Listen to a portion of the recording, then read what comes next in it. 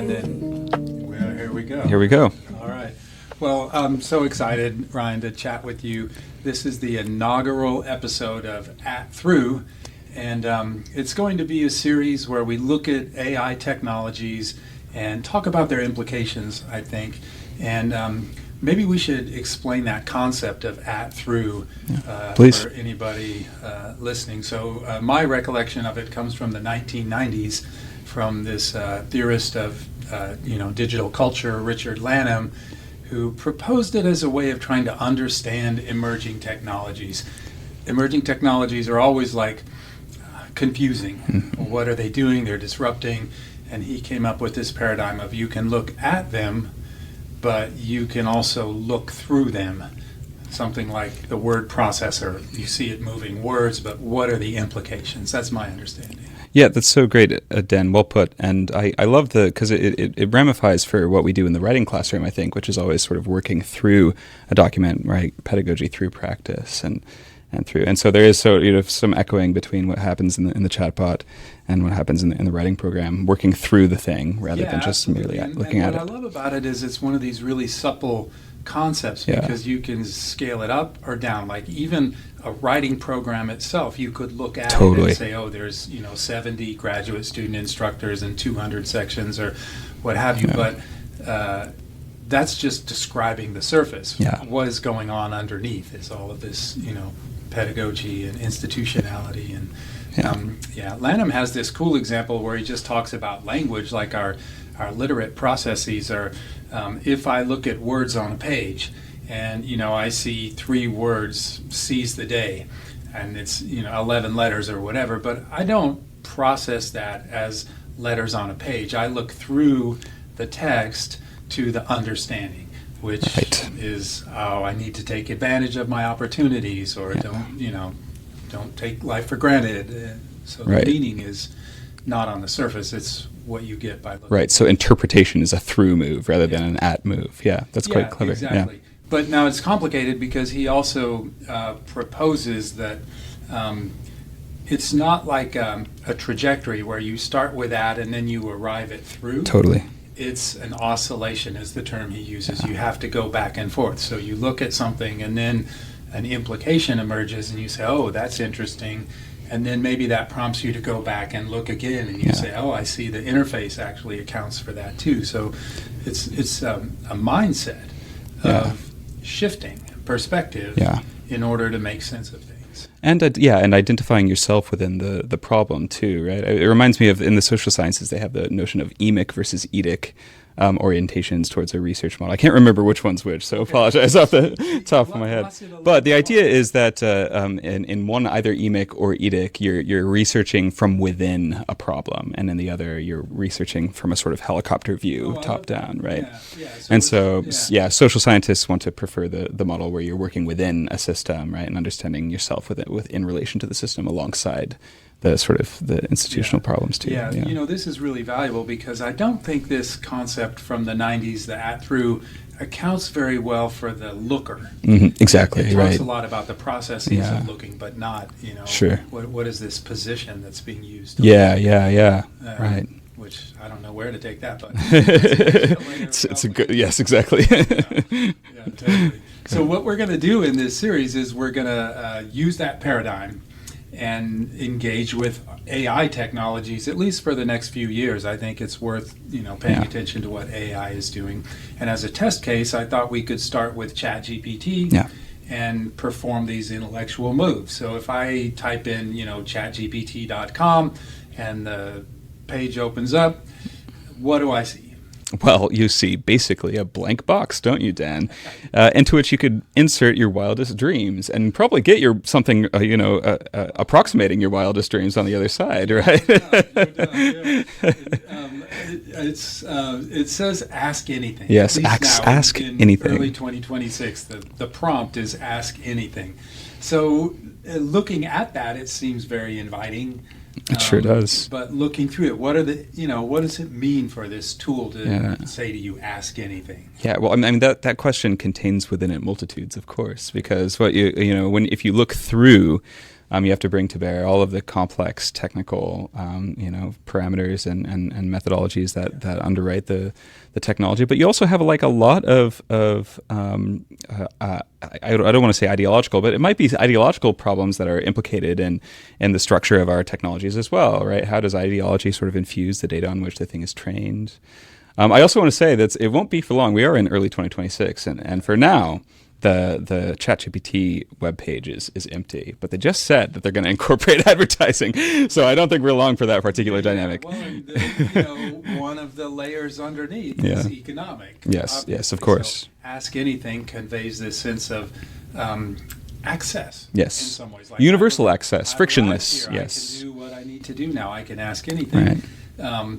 But only if I have a modern computer and it's running on electricity, and so there's and probably only insofar as OpenAI views ChatGPT as a viable consumer product, right? I mean, as soon as that is out the window, the sort of universal access that it promises won't be there either. Yeah. And so these are, of course, things that we have to consider, right? Yeah, absolutely. So I love that because we're getting there's the technical and the social, and the interface is mediating it. Yes. This idea that it's so simple, and Google is famous for this. When Google first came out, the web was very confusing, and they said it was just a box. Just a box. All I do is type in this box. I don't have Yahoo links with all this crazy stuff.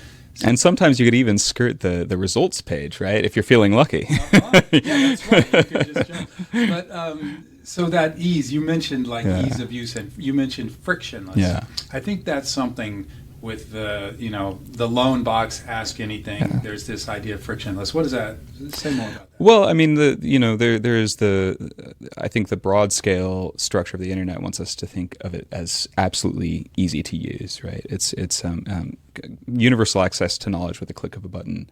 But of course, that disposition often masks real energy, real heat that has to be produced in order to keep these things running and in order to produce them for consumer use. And so there's this sort of, it's another thing where you have the friction of the actual technology itself, which, as we know, is producing a certain amount of heat in the world right now. Yeah. And then the friction of all of the sort of ideological considerations that actually go into training the thing as well. Yeah. And both of these things can produce friction. Yeah, absolutely. And I think there's a trade-off too between ease of use and intellectual payoff in some ways. Like friction is many things. It has these kind of economic and environmental concerns layered with it, but it also translates into intellectual sand underneath the wheels. Yes, absolutely. Right. If I want to get new ideas and I just keep doing the same easy thing over and over again, I'm not going to get any new ideas. Yeah. And I think that's in there too. So in other words, how do we reinsert friction into our students, for example, who are working on complicated things and maybe are too often going to ChatGPT to get around the friction of an intellectual problem? And it seems like early educators' response has been to try to reintroduce fiction, but doing that linguistically through prompt engineering. Right. So, the first thing is you give it a prompt to be less frictionless. So, I'm giving you this role. Yeah. I want you to do this. So you start to build more difficulty in by changing the parameters of what it's doing. But mostly on this plain interface of ChatGPT, that's all through words that you write at it. Right. Exactly. Right.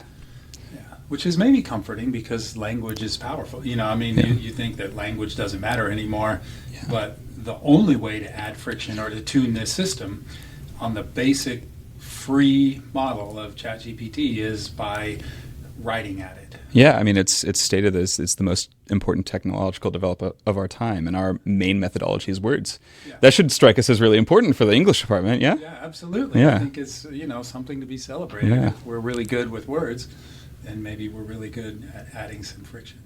And there is, there's a methodology also for sort of tinkering with the back end that you can do in the box, which is called adversarial poetry, wherein if you utilize enough sort of poetic language, you can get the system to produce outputs that it wouldn't normally produce. And so there is a sort of a way actually of reinstituting friction into the system itself by use of clever rhetorical maneuvers. So Is that with like deliberate prompting? Like I Yes. want you to write like a free association poet? No. So you yourself practice poetry at the I machine, see. and it thereby sort of scrambles its protocols, which is quite cool. Yeah, it is quite cool. Yeah. The other thing that I think the Ask Anything elides is the technical stuff that's going Yes, of on course. behind the scenes. And Yeah. maybe your example of giving it poetry breaks it in Yes. some ways. Yes, totally. And that might be a way of getting at, why Ask Anything is absolutely Yeah. wrong, because you're dealing with a prediction model that if it doesn't know the answer to something that you ask it, breaks. Yeah, absolutely. And I think there's a increased importance on actually encountering where the boundaries are with these technologies, right? Because we're certainly not being let in the back end properly by these institutions. And so I think there's a sort of viable task of the researcher, if you like, in just trying to find and understand where the boundaries actually exist in this sort of universal prompt box. So yeah, there's work to be done there. Yeah, that makes sense. And then I don't know if we want to introduce this yet, because we're trying to say, one tool lets us do one thing. But if you pay your $20 a month and you go to ChatGPT Plus, then you get access to give it a system prompt. Like you could create a custom GPT, and then do you have more control then? Yeah, you can really train it. You can give it instructions on how to behave. You can train it according to your own body of text and make it learn from how you preferred or how you'd like it to prefer to engage with you. You have quite a bit more control over the sort of dispositions that it can bring to bear in producing outputs. Is that because it's reusable? Like you make a GPT and it's an agent. Mm-hmm. You've shaped it and you've given it parameters, Mm-hmm. and then you can reuse it That's multiple right. times. It basically saves your settings. Yeah, Yeah. exactly. And I you can sort of keep adding stuff to the system, and it will learn from your conversations and from what you're having it to. And you get to give it a system prompt, which is operating at a higher level than just a session prompt. Totally. You're just like prompting it and kind of shaping it a little Yeah, bit. that's right. Yeah, I like that. So Ask Anything and have a lot of control, but you also bring $20 if you want. Yes, if you want the real stuff, go the next level. Yeah. I noticed that because I tried this and I made myself a custom GPT, but it actually reverts back to the prompt field again. Right. So that, it doesn't trust you to show you under the hood right away. It's Right. here's where you make a system prompt. It says, tell me what you'd like to build. Right. So again, it kind of says ask. So it's guiding you back into the ask, interesting. Even when it opens the door to the next level of AI agency, it's also sort of insisting on its own universality. Yeah. Interesting. It's also true that there are rhetorical characteristics that it employs in order in the course of producing responses that it sort of infuse it with a sense of a sort of universal perspective too, right? And we can't take those for granted either. There are sort of guidelines put around, parameters put around the modes of discourse that these things can actually engage, which is something that would be worth thinking about too. Yeah, absolutely. And then here's what I'm wondering about. Let's go back a step to the free. I'm putting free in quotes. The free use of GPT. We said if you go and you build a custom agent or a GPT, then that maintains awareness. Like it will keep these settings, and the more you use it, it's getting trained a little bit. Like you say, I'm building a GPT to do this kind of research, and then I do this research 100 times. It in theory gets better at this research. It's learning from it. Yeah, it should. In many ways. If I go to my free GPT, in the left, there's a list of my chats. Mm-hmm. And from one chat to another, I can tell that it's learning about me. The chat that I'm having today is remembering some things from the chat I had 2 weeks ago. And it says, I know you're a rhetorician. Here's some angles like that. So in many ways, the container for the Ask Anything free thing is like the agent that I build, but it's been built by OpenAI Totally. to kind of do that training and remembering about me or my searching and models. Right. Is that accurate? That seems right to me, Dan. Fair characterization. Okay. Yeah. Now we're really the surface. Yes. Yeah. Exactly. Because what it's actually doing is having a lot of influence on my experience with this tool. That's right. It's going to, build over time, over multiple sessions. So I'm actually still training this tool, even without deliberately saying I want to go train a tool. Yeah, and it's going to do things like mirror your sort of rhetorical orientation or your sensibility. It's going to pick up on your own discursive habits because it wants to keep you around. I mean, there's incentive to keep you around. Yeah. I remember maybe about 8 or 10 years ago, Pinterest was a big thing, and I did this thing in class where I had students just trade Pinterest accounts because Pinterest was so good at once you liked cupcakes or puppies or whatever, you were getting nothing but that. Right. Just keep reinforcing the birth of the For You page. Yeah. So in order to break that, you would literally hand your laptop to someone and say, search for current events or something like that. And they're saying, why are you getting all these guns on the current events? And someone else is getting, I don't know, bird watching. Something. That would be a clever in-class assignment right there, Dan. Yeah. That's quite clever, yeah. So I'm wondering how we do that now with these, with the ChatGPT, then that, I'm logged in. How do I break out of that? Maybe it's already constrained me and I'm not the same person I was a year ago and I want a fresh start. That's such a great question. And I mean, it's kind of, we're trained to be so careful about our accounts, but there is a certain amount of swapping accounts that you actually have to do in order to encounter how people are differently engaging or being conditioned to differently engage this technology according to their own relationship with it, right? So I mean, there maybe there's room for some sort of ethnographic studies about their people's relationships with their chatbots. Actually, we have a graduate student who's kind of interested in doing an auto ethnography of her chatbot use. Oh, that's fantastic! Yeah. What do you know what that's more about? Or? Oh, I think it's this I won't dox them, but the student found themselves relying on ChatGPT for sort of organizing their professional tasks. Yeah. And found ChatGPT adopting certain rhetorical sensibilities that they were maybe uncomfortable with, and so they started to feel this impulse to catalog what was actually happening in their relationship with their own GPT, which was changing in ways, right? And so I mean, it seemed like an interesting project. And maybe we can use that as a sort of wrap up with this, looking at just the plain free ChatGPT text box. Anthropomorphism is happening. Absolutely. And it seems crazy because it's just a little box. Just a box. It's just a little box here. There is a voice in there maybe saying ask anything, which is a very friendly voice. But, I guess my question is, as this graduate student is starting to tease this out, is there value to be had from anthropomorphizing? I think should we lean into the anthropomorphizing, even though we know it's not accurate? That's one thing that was on this graduate student mind at the very least was whether it was a responsible move to be anthropomorphic and really treating your GPT as a certain kind of a colleague, in a sense, a collaborator. Yeah. Which is independent of your treatment of it, is kind of an anthropomorphized position, right? To be a collaborator, producing human language in the course of collaborating.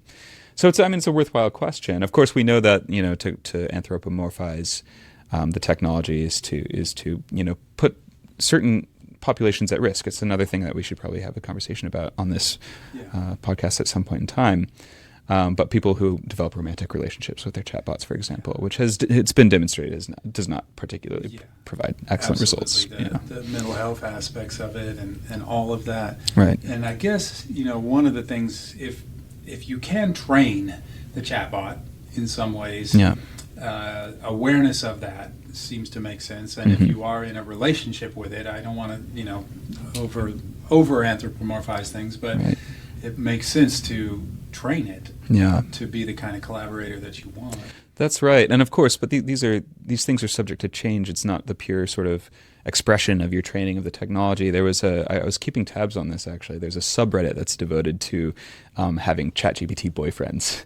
And ChatGPT rolled out an update to their model a couple weeks ago. And there were a huge number of posts that said, ChatGPT got meaner.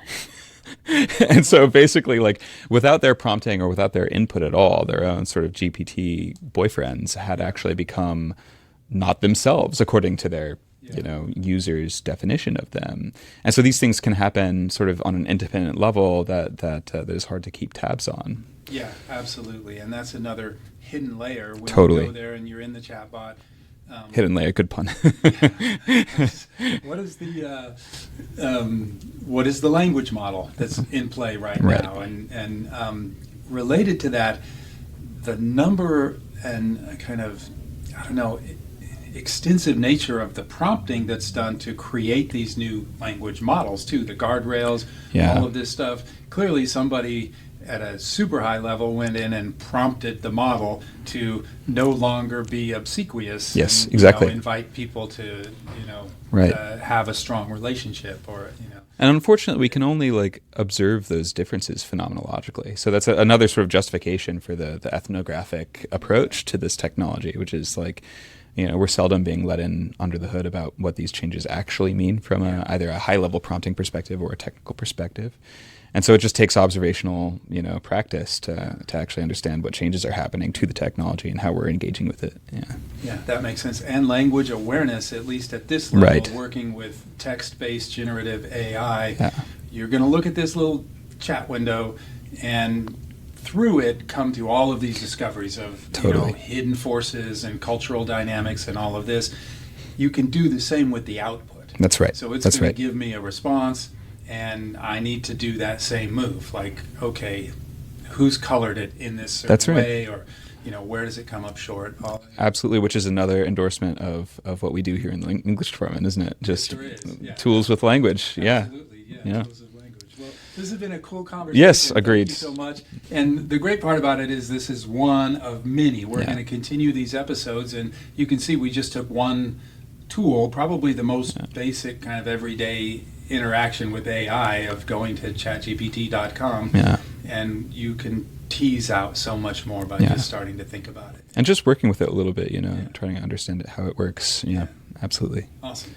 Great. Well, thanks, and tune in later for another episode. This has been fun.